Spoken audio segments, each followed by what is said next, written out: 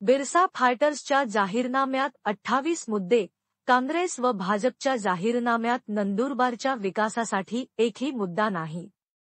शहादा, नंदुरबार लोकसभा मतदारसंघाचे अपक्ष उमेदवार सुशीलकुमार पावरा यांनी आपला बिरसा फायटर्सचा जाहीरनामा नुकताच जाहीर केला. रोजगार उपलब्ध करून देणार, मोठ्या प्रमाणात होणारे मजुरांचे स्थलांतर रोखणार, नवीन उद्योग, कारखाने, सूतगिरण्या, एमआयडीसी आणणार, बंद कारखाने व सूतगिरण्या चालू करणार.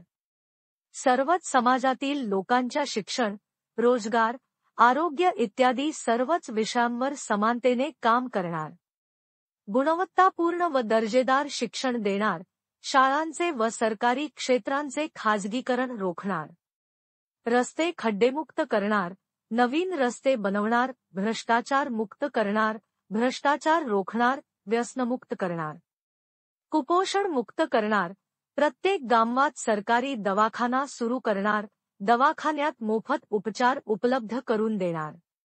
नर्मदा नदीचे पाणी सिंचनाखाली, शेतीसाठी आणणार, नर्मदा वळण धरणापासून गावांचे नुकसान रोखणार, अल्पसंख्याकांसंबंधित शिक्षण, रोजगार, पेन्शन इत्यादी सर्वच प्रश्न सोडवणार.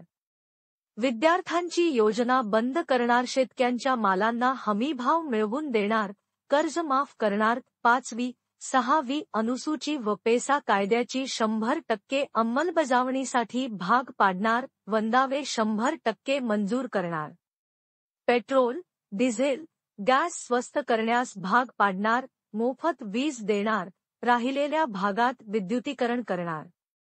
महिलांना उद्योगांद्वारे रोजगार उपलब्ध करून देऊन सक्षमीकरण करणार, बचत गटांना प्रशिक्षण देणार, सरकारी क्षेत्रातील रिक्त पदे भरणार, कंत्राटीकरण बंद करून सेवेत कायम करणार.